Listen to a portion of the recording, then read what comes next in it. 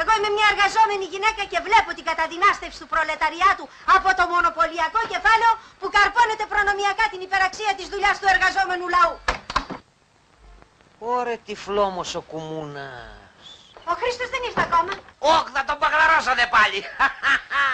Ωραία καλά λες, χτες το βράδυ είχανε διαδήλωση. Και τι διαδήλωση, Όλη η αστυνομία ήταν μαζωμένη πανεπιστημίου και σταδίου. Μα θα ήταν και 600 στη φύλακες. Καλημέρα. Έλα μωρέ παιδάκι μου, και είπα ότι σε πιάσανε. Και τι με κάνανε. Σε πιάσανε. Πρώτον. Και σε αφήσανε. Τελευταίο. Ορίστε κύριε, εκεί ύστερα σου λέω ότι έχουμε κυβέρνηση. Έχουν διαβρωθεί τα πάντα από τον κομμουνισμό, είναι φοβερό δηλαδή. Φοβερό. Γιατί κύριε Ξάδερφε. Γιατί εμένα ρε όσες φορές με πιάσανε δεν με αφήσανε έστω και μια φορά. Και είμαι και εθνικόφρον. Και πώς θα πας στη δουλειά σου, έτσι άγρυπνος. Ποια δουλειά θιά. Με διώξανε. Γιατί? Τραβούσαμε για περιεία και διώξανε εμάς. Τους πιο συνειδητούς. Καλά, και οι άλλοι εργάτες δεν διαμαρτυρήθηκαν. Κανείς.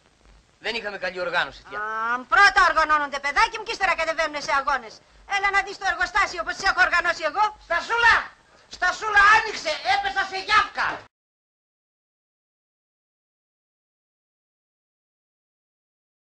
Πού να πάρει ευχή και εδώ με κυνηγάς βρε γρουσούζι, γι' αυτό χάνω πάνω θεμάσαι πια φτάνει.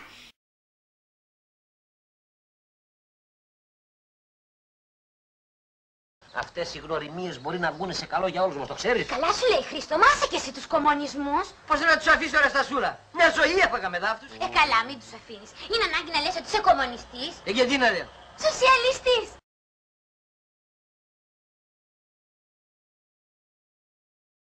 Εκεί που πήγαινε, εντελώς ξαφνικά, τσουπ, ξεφυτρώνει μπροστά μου μια ελιά. Η ελιά βρε στραβούλια, έχει ξεφυτρώσει εκεί πέρα πριν από 40 χρόνια. Μην τα βάζουμε τώρα με την ελιά. Αλλά αυτό είναι το ελαττωμά μας. Αδύνατο να παραδεχτούμε τη στραβομάρα μας και την ανικανότητά μας. Πρέπει να τη φορτώσουμε κάπου αλλού. Εγώ τουλάχιστον μωρενάντα μου τόσα χρόνια δεν άκουσα ποτέ έναν Έλληνα να έχει το θάρρος και να πει μάλιστα κύριε έφταξα. Συγγνώμη. Συγγνώμη! Τι ωραιότερο! Εγώ τώρα Ντάντι δεν ξέρω τι θες να πεις, αλλά αν δεν ήταν η ελιά, το αν δεν ήταν η ελιά θα ήταν η σικιά. Ανεβαίνω στη σικιά και πατώ στην αχλαδιά. Άιτε να γαδί στραβούλια.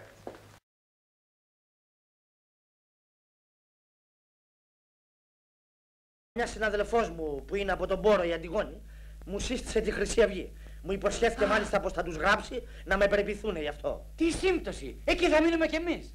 Α, ωραία, στον Πόρο λοιπόν και στη Χρυσή Αυγή.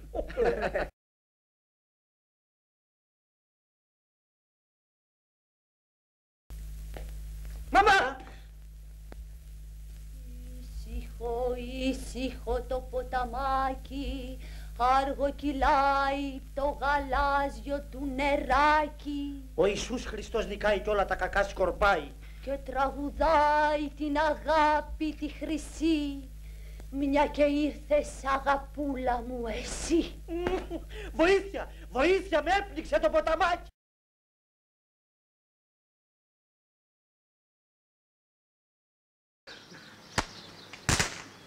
Του ρίξατε κι εσείς παιδιά. Μπράβο, πάμε παρακάτω.